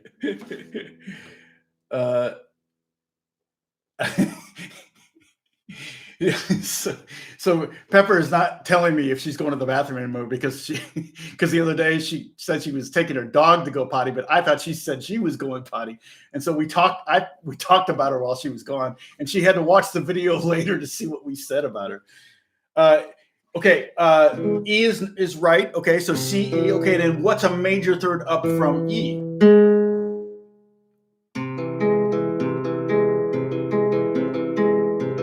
That's G sharp. Okay, for those following at home, to quote David Letterman. Okay, so what, Frankie, that is right, but what is B sharp? It's C. So you're going to get an octave. There's no 7th there. Okay. There's no 7th chord in there. There's a root. I mean, there's no 7th in that chord. There's a root, there's a 3rd, there's a sharp 5, and there's another root. Okay. However, if you did a major minor's 3rd, so if it did major, major, minor, which would be one of our binary options, not a bad chord. I actually use that every now and then. But that's C, E, G, sharp, and B. That would be a major augmented major 7 or C major 7 sharp 5. But again, this is bonus material. Don't let this confuse you. Okay. Okay. So G sharp would be up a major 3rd up from E, and we can. I thought about doing this lesson. The reason I didn't, it's like, it's good to be able to see major, minor 3rds from any note to any note, that kind of thing. And I may do it in the future. If this goes 2 more months, then, oh my gosh, I hope not. I'm hoping we're seeing the flattening of the curve real soon. And I hope that somebody out there is going to have the guts to say that, you know, knowing that they're going to be wrong, but they still have to have the guts to say, this is over. Let's get back to work. And the other thing I'm hoping for is the the antibody test, which the FDA approved 2 days ago, I think. Blood test basically to see if you've already had it, because I think my son Alex has already had it. The weird thing is, how would people know that you already had it if you didn't, like? I'm not suggesting we pin a star on our lapel or, but we might have to carry a card saying, yeah, and to get into a club or a bar or something, or a restaurant that's all people have already had it. You might have to actually show a card like an ID. And that just seems like another layer of bureaucracy that we're not going to I don't want to start. That would be a horrible thing to have, that kind of bureaucracy around, like, okay, well, if you didn't have this disease, you can go to these places. So, or if you already had it. But I do think that soon we should start getting widely available antibody tests so we can determine whether we've had this thing. And if you've already had, because I think I may have already had it. Remember, there's a large percentage of people that are asymptomatic and don't have any symptoms at all, even people over 70 that are asymptomatic. It's different with everybody. It seems to be hitting diabetics and the obese the worst. And so that's encouraging for me, because I'm neither of those. Go kid, guitar lesson. Oh, yeah, like, where's the guitar lesson? Sorry. We started that about 2 hours ago. We're past the guitar lesson. We spent about an hour on this. Oh, here's what we did today. I'm going to hold this up. And oh, shoot. There we go. That's what we did today, the Go Kid. No, I didn't have it in November, but I had it. Alex, my son, I told you this before. My son Alex went up to, oh, this is so you can do a screen cap. Sorry. Screen, and then crop my face out. I don't want my face in there. Yes, that was I saw the story about the University of Pittsburgh has a vaccine candidate. I know, that's awesome. Yeah, one of the things in the projections, again, the projections are made by scientists and doctors, and they're just looking at numbers, and they do not take into consideration any kind of action. The stay-at-home thing is huge, because that's right away we're seeing results from that, particularly even in New York, but in Washington. Look at the numbers in Washington. In California, we were the first, after I think Washington, to do the stay-at-home order. California's numbers are very low. And I'm ascribing that to in California, we have a lot of people, but people tend to be a little bit better shape, less diabetes. And I'm thinking too, because when people have asthma, and that's another one of the high risk factors, what do they tell you? If you have really bad asthma, move to Arizona. And California is basically that kind of climate. It's very dry here, although it's going to rain today. It's very dry here. And so it's a very good climate for asthma patients. So I'm wondering if that's a contributing factor. Also, in November and December of last year, California had a very bad flu season. And some are speculating that maybe you had antibodies build up to help fight the coronavirus. So I always try to look at the good news. My son Alex went like 7 weeks ago, before this was a thing. He flew up to Washington to do a gig in Montana. So he flew up to Eastern Washington, drove out to Montana, did a conference up there for a few days, and then flew back. And then 2 days later had the worst cough and fever he'd ever had. Had 103 fever even after meds. He went to the doctor. They prescribed antibiotics and an inhaler, which they'd never done. A Z-Pak was the antibiotic, which is one of the antibiotics that they're using with the hydrochlorine to fight the virus, which is, they keep saying it's anecdotal, but if it saves a life, I mean, I'm not a big fan of anecdotal arguments, but at the same time,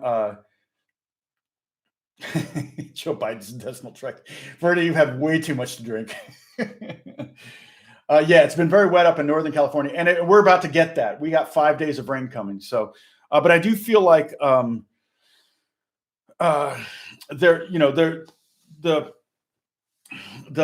trends are looking good. And the thing is, when all the projections were done, they were done without any kind of action. And boy, to find the University of Pittsburgh, if they really did find a vaccine that fast, was it AJ? Somebody was saying, if you were like a IT person, you can make available, like if your business is not using like their servers because of their shutdown or whatever, the business shutdown, they can make their servers available to people that need the processing power to crunch these massive numbers to break down the DNA and the strands and everything. That's really cool. That's cool. That's good to know, Watch. I take iron and vitamin C every day. Iron is because I had anemia and I didn't know it. So my son Alex had a bad cough. Of course, after he was feeling better and not feverish, he came over to the house, and it was before coronavirus was really a thing. It was starting to become a thing, and then like after I saw him, like a couple days later, I had really bad lower intestinal. Yeah. Yeah, and go kid, I will start again. I'm doing this every day, and I've got all of the videos back there. You can watch every one of them. That we're on number 19. Is this number 19 today? So selenium. Yeah, there's a lot of things out there, and so anyway, I had lower intestinal issues. I had a low grade fever for a week, a 99-degree fever. I had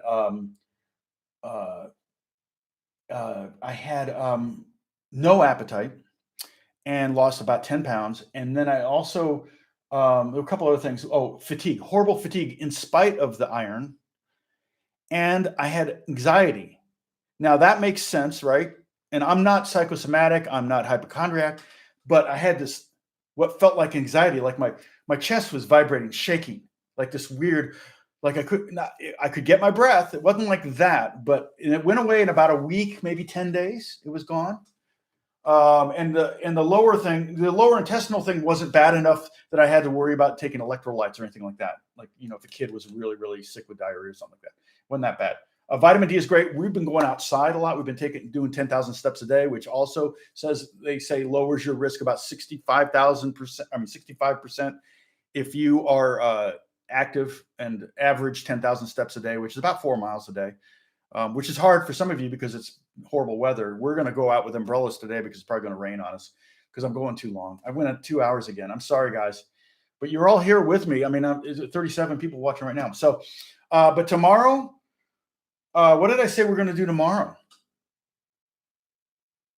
I'm going to apply this. We're gonna throw this onto the guitar. So we're going to take these, and I'm going to show you some shapes tomorrow that we can use.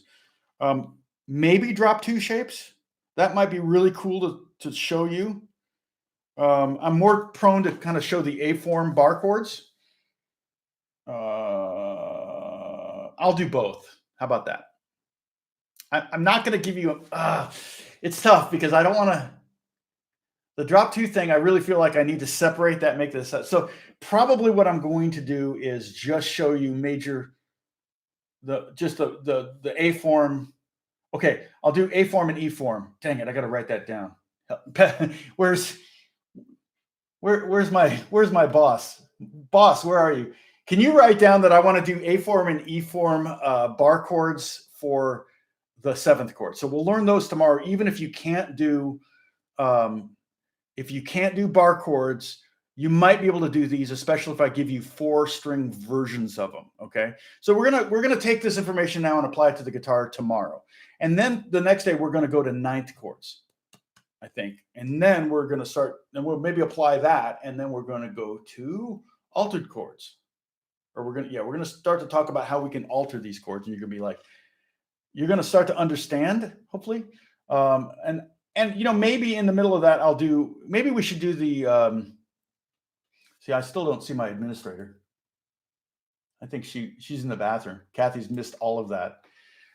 So Kathy, remind me if you get a chance, if you see this, or Verdi, you can do it if you're sober enough to remember this. I could do a scale that's not in C. Yeah, you know what? Yeah, we could do a key other than C. We could do E. But you know what? Before I do that, gosh, I don't know.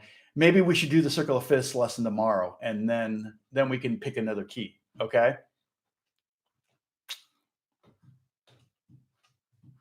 Yes, I think that's what I'm going to do. All right. It's so tough. It's so tough because while this information is fresh in your head, I wouldn't mind showing you these chords, just some basic chords. But they're going to be bar chords. They're going to be movable chords. Again, like I say all the time, if it's a bar chord, you can play. It's 12. You've learned 12 chords. So,